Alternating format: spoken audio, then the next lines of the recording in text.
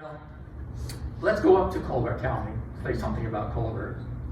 You know, most of the markers are here in Florence, and so my majority of my examples could be Florence. I'm trying to give credit to these other counties. Of course, if you step back and say, who's the most famous person in Colbert County? Okay, of course, Helen Keller. No marker. There's no marker for Helen Keller. Okay. Tuscumbia has a marker for Judge Wample, for Governor Lindsay, for William Long, but no Helen Keller. I don't know the reason why, but for years I've said it needs a marker. Maybe they consider that whole complex, it's not formally a marker, but it's a tribute. Well, I had to include it in the book. I mean, it's Helen Keller. Sure. So this little placard is just a small thing right in front of the Ivy Green house. And so I just took it and said, I've got a marker now. But, and by the way, there's Helen's name in Braille. You have to keep busy doing something. But anyway, I think it's a shame. Even if they didn't want to put it in front of Ivy Green, I could see Ivy Green, I don't want to speak for them, but I could see them saying, I don't want a marker in front of, it'll take away business or something. I don't know. But at least there should be one downtown. Somewhere, I'm sure you can find some place to put a marker. Anyway, work on that, and that's an important. They could put it in front of where her daddy had his printing shop or I'm sure we could find places, you know. And I think it's just, well, they haven't thought about it, but I don't know why. But that surprised me. While we're in Colbert County, well, actually Tuscumbia, I'm going to mention Maud Lindsay. Maybe most of you know about her, but you know she was born in Colbert in Tuscumbia. That's the house she was born in. Her father was Governor Lindsay.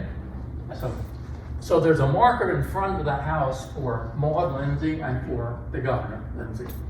But you know, Maud is famous for creating a free kindergarten here in Florence for the cotton mill children over in East Florence. And she became world famous for her work. She wrote a lot of books and a lot of stories. And she was even, I understand, she was asked to come to Europe to teach, but she said no, she wanted to stay here. So anyway, so Maud is, and by the way, she taught in this house, or this building here in Florence, and you know it's right next to the... that kindergarten. I attended that kindergarten. Okay. Yes, I did. Wow. Before I went to Brandon School. Well, that's news. The house is next to the current hospital, North Alabama Medical Center. And that's the plaque that's in front of the house. So we do have a plaque for Maud Lindsay. I want to come back to Maud in a minute, but for right now, we'll move on. What do I have next? Oh, if we move up to Lauderdale County, it's like, who should have a plaque up here? Obviously, it's W.C. Handy. Okay? And there's a plaque at his birthplace, and then they took his cabin and moved it a few blocks away, and it's now the museum. And so then they have this plaque there. And there's also a plaque at the Walk of Honor, which I will talk about later. So just, okay. But, so he's been taken care of, so to speak. When I think of Lauderdale County, frankly, I think of W.C. Handy and the Rosenbaum House. I mean, you should have plaques for both. Well, so I have a picture of the Rosenbaum House in there. It too doesn't have a plaque. Okay? Now, that really irks me. When I was on the Florence Historical Board, I guess the word is lobbied. I lobbied for a plaque for that, and they got so tired of hearing me timing again. Anyway, we wrote up a plaque, and here's the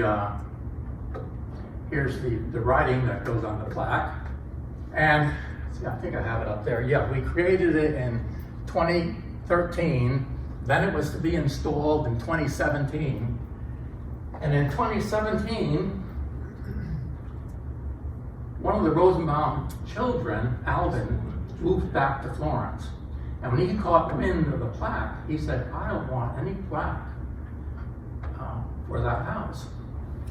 And now, as you know, the town bought the house, redid it. The town owns the house, okay? But I think in deference to his will, they decided to scrap and get rid of the plaque. Now, I assume the plaque is still in some warehouse. I don't know, okay? His dad sits in, maybe. So, right.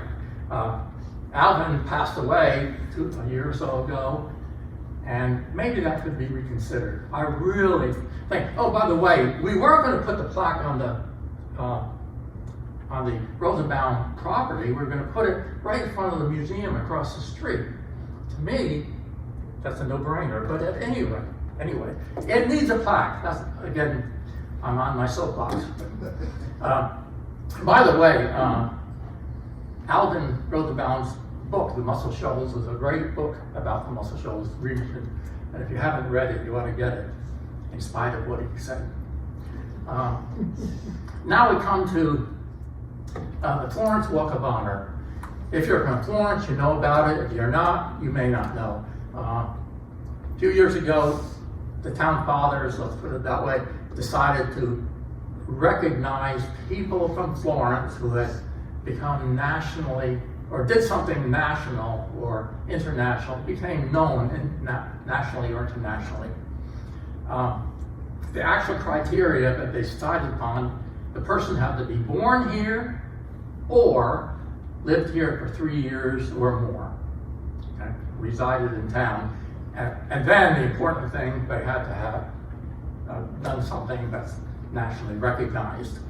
Just for an example, my favorite example, because I know Ed Yielding, but you know, Ed Yielding flew the Blackbird spy plane, and its last flight, he crossed the continental United States from the Pacific to the Atlantic in just over an hour, and then he delivered the plane to the National Air and Space Museum, where it is today. And he lives in Florence, and the plane went, I think it's on there, 2,100 miles an hour. Faster than a bullet. Faster than a bullet. Oh, cool. Yes. That just blows my mind. Some other people have been honored on the Walk of Honor just for all something. John Coffey, who was the founder of Florence, Willie Ruff, you probably have heard, Sam Phillips, who introduced us to Elvis, people like that. Lee Freeman's on that committee that every year they come up with 4 new names and put them on those posts. Okay, right now I think there's 63. I got it right, okay. 63, there'll be 67 by the end of this year. They're always looking for new nominations because there may be people that they're not aware of. So there's a place on the website where you can nominate people, and then they see whether they fulfill the criteria. And the induction ceremony is this September 25th. Who's being inducted? I can't tell you her name, you'll have to like us. Okay. They like the mayor likes to announce that after the actual, so I can't tell you. Okay. I taught astronomy as well as physics at UNA, and so I was aware of a famous woman astronomer who was born in Florence. And so I nominated her, and they accepted her, and her name's Dorrit Hofflight. It's a mouthful. She never liked going by Ellen. She actually created a catalog of a few thousand brightest stars in the sky. It cataloged every possible property of the star, the temperature, how fast it's moving away from the Earth, how fast it's moving in the sky, where it's found in the sky, how big it is, what type of star it was, what colors, all that kind of stuff. I know it sounds dry, but astronomers use it all the time to look up stars to use as their comparison stars, looking at other. Her book's found in every observatory in the world. excuse me, it was until the internet. I suspect that they can now go on the internet for it. But anyway, she certainly deserved. But a curious fact is, she was born in Florence, and then 1 year later, her mother moved, she and her, to Pennsylvania. She was just here 1 year, but she qualified. She was born in We Florence. did not know about her, so that was very cool, getting her. And she lived to be 100 years old, so she only died a few years after we put the monument up. That's If right. we'd known a few years earlier, we would have had her come down here Yeah. for her own induction, but we didn't, we waited a little bit too late. Her father was buried in Stony Point Church of Christ Cemetery. Cemetery, right. That's, her parents separated when she was a little kid. I'm just, here's an example. The other example was someone who was born here. I mean, this example, someone was born here. I got to thinking, who else deserves this? And I'll be quiet, Lee, for a second. I know it was Lindsay. He's turned in some good Okay? things. She was here teaching for 40 years. My gosh, and the whole world knew about her. So I submitted her name, and Lee comes back and he says, she never lived here. She lived over in Sheffield. She would take the trolley over here, go to East Florence, teach, take the trolley back at night for those 40 years. It's incredible, but so no marker. But he made up for it with Ellen Hofflight and a couple of more. He's Chief Doublehead. I think you submitted Oh, Chief yeah. Doublehead. Well, I was going to mention that Okay. next. Some of you may know Butch Walker. He's a local historian. He lives over in Moulton, so he doesn't get here very often. And he's of Native American heritage and very interested in furthering knowledge about the Native Americans and so forth. He was a teacher and he wrote a lot of, he's written a lot. My last count was 18 books on local history. But at any rate, he happened to be over here in Florence and I ran across him and I said, hey Butch, have you ever seen the Walk of Honor? He said, I don't know what you're talking about. I'm not here in Florence very often. So I said, oh my gosh, you've got to see the Walk of Honor. So I took him down there and we spent time reading every plaque on that Walk of Honor. And we got through and he said, boy, that's really impressive, but there's no Native American. Now, to myself, I kind of said, what are you saying? Florence doesn't have Native Americans. Okay, that was my first reaction. I thought about it for the next few days, and then it hit me. Well, there were Native Americans here before Florence was established, and I'm going to submit or nominate Chief Doublehead. You know, his Poland is not the word. What's the word? His reservation was most of Florence, well, it was Florence and most of Lauderdale County, and he fiercely fought the white settlers who tried to come in illegally, and then eventually, I think he saw the white writing on the wall, and he went to George Washington. They signed a treaty, so to speak, and he signed over his land to the government. The government sold it to, land companies, which sold it to people. So Doublehead came back, and then he was assassinated by his own people because he had sold all the land. The reason I hesitated was, early on, he had a terrible reputation, right? Killing it. Depends which side you're on. Of course, you were a Native American, maybe you say, that's wonderful. So I wondered whether Walk of Honor, but that's just a term. If you examine the lives of most of those people in the Walk of Honor, there's little honor. They've done something extraordinary, but a lot of them had slaves and so forth. Well, John Coffey's on the wall, and he was noted as an Indian fighter, so we've got both sides on it. Okay. That's just a picture of the nomination form, which you'll find online. And I really urge you to nominate someone if you think that they're worthy of it. And you can see the monuments online too, all the photos of all the monuments.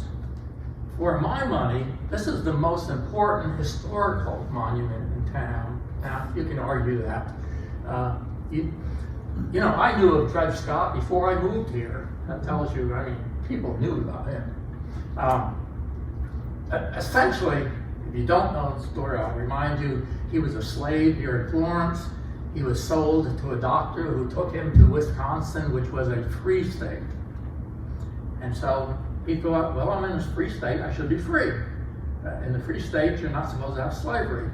So he petitioned the courts, and it worked its way up the court system until it finally got to the Supreme Court. And the Supreme Court, in its infinite wisdom, gave forth its, some historians say, its worst decision, although looking at some of the local decisions, recent decisions, I don't know whether it was the worst. But anyway, the court ruled that one, Negroes can never be citizens and could not sue in federal court. So that got rid of the case right there. States could not declare themselves free, so now you couldn't have a Missouri Compromise anymore. Okay? In other words, every state could have slaves. So he remained a slave in the eyes of the law. I think he died a year later of pneumonia or something. But realize the consequence of this. Northern states were legally, the northern states were required by law to turn in any freed slaves because they legally weren't free. Okay? Now the northern states were at arms over this notion, and the southern states, of course, were delighted. It didn't help the atmosphere before the Civil War, let's put that. It's one of the small factors, maybe a big factor, that led to the Civil War. But anyway, that Dred Scott sign, I think, is wonderful here. The only problem is the sign does not say any of this. The sign just says he lost his case, period. And there's no mention of the consequences. And I think, again, my soapbox, I think that the sign should be redone. One side should have the consequence and the other side have. And it's in the wrong location too. At the time, they put it the best they could. Now we know exactly where the blow-in was located, so it needs to be a block up on the corner of Mobile and Pine Streets. But it is one of the most important historical monuments we have here. People that don't live around here have no idea that Dred Scott was ever here. Yeah. And the thing that Lee taught me that impressed me was after he was declared unfreeable, his Blow family bought him and his family in freedom. Mm-hmm. And that always made me feel good. At least we had some redeeming factor. Yeah. Well, moving on, of course, you all know the three Teen River sculptures. Most people think of them as artwork, but really they are historical markers because below each sculpture is the history of the music industry in that particular area, Muscle Shoals, Sheffield, and Florence.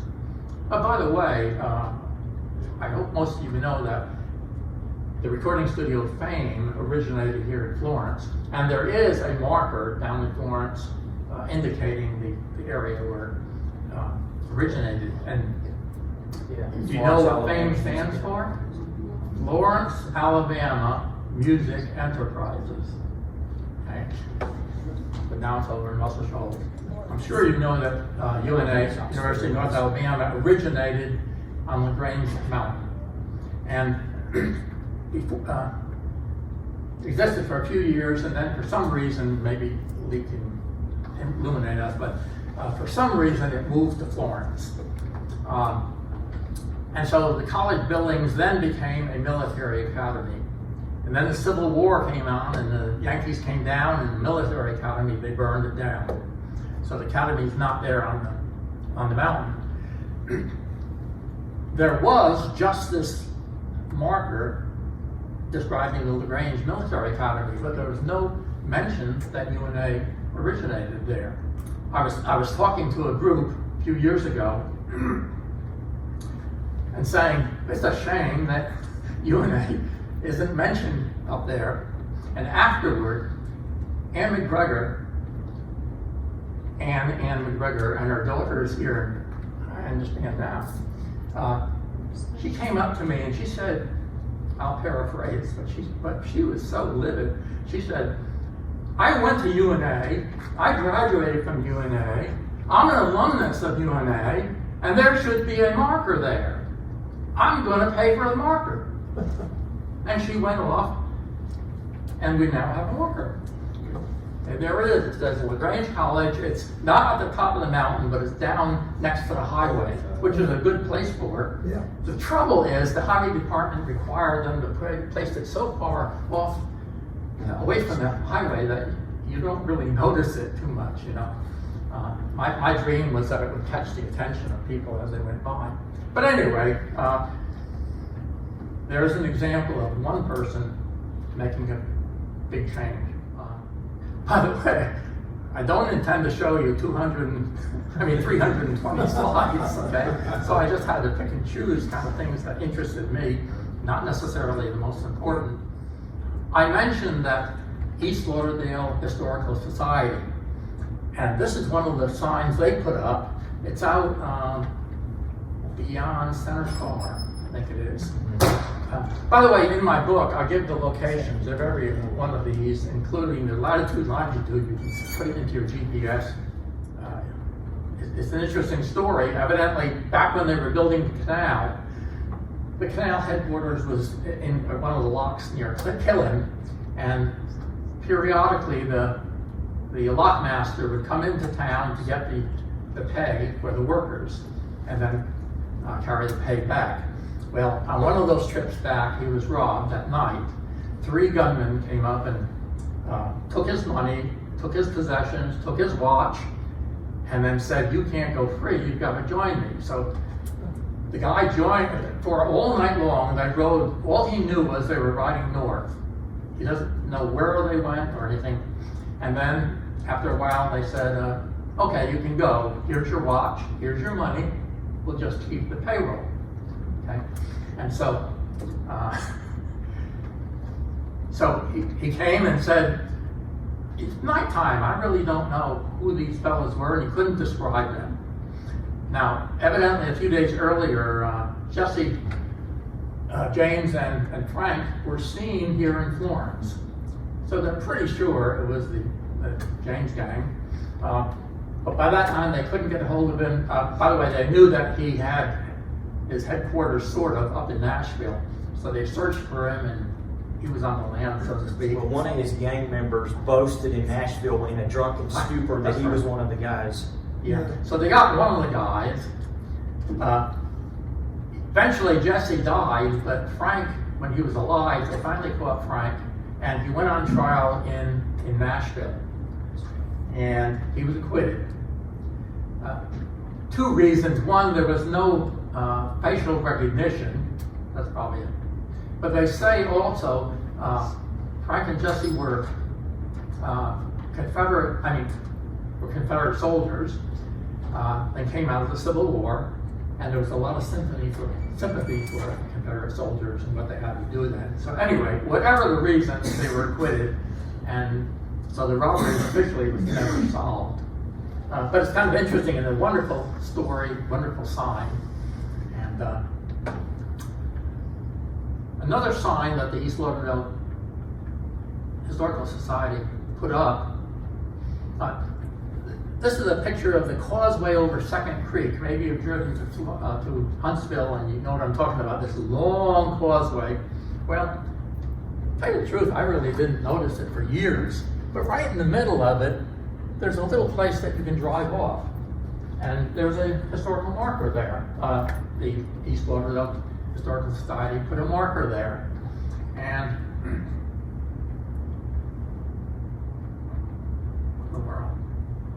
the marker talks about the town which was flooded by the dams when the dams were installed. Covington no longer exists. And then the other side of the sign talks about Wheeler Lake and so forth.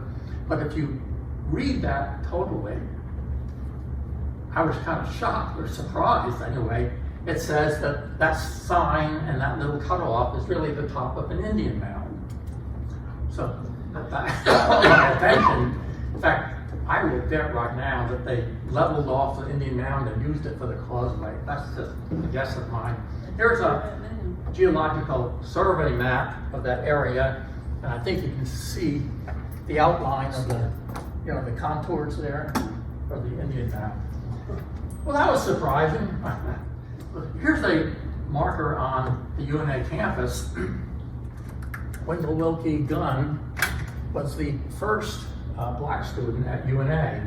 Actually, he first went to President Norton and asked to be admitted, and Norton said that it's illegal. I can't admit you, but here's the procedure you can do to get beyond that legality. This is at the time of integration, and Alabama was kind of pushing back. So he did, and he got admitted. And today there's a marker telling about that. But I'm featuring this because this is the only marker in the area that has a QR code in the bottom of it. And that's kind of interesting because, markers are limited in what they can say. And now you can just put your camera up there, you're sent to a website which can go on for pages. Okay? So it's the new kid on the block, so to speak. And I think we'll see more of that. Maybe our generation resists it, but the younger generation is really keen on it. But I thought that was far-reaching. And I think it also encourages youngsters to read these signs. And that's an important point. You want to win them over, you've got to have something with the modern electronic age. So anyway, I put that there, and hopefully we see more of that. It doesn't take away from the sign any, but it adds to the sign. My favorite sign is not terribly significant. Not my favorite, but one of my favorites is the water tower in North Florence. It's not on the main roads, so actually it was years before I ever saw this thing. It was when I was searching for the marker that I found it. Of course, I thought it was interesting that water tower is on the highest point in Florence. Of course, you put a water tower at the highest point.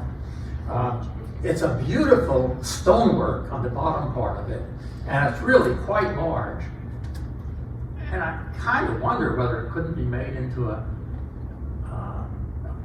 wedding place, or I don't know, something could be done with it, but the town owns it.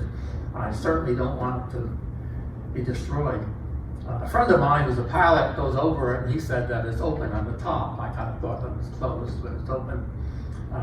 But it's not used nowadays. Right across the street from it used to be a 5-story school. This is incredible. To think that that school was there. It was the Southern Female University. It was organized by a church group.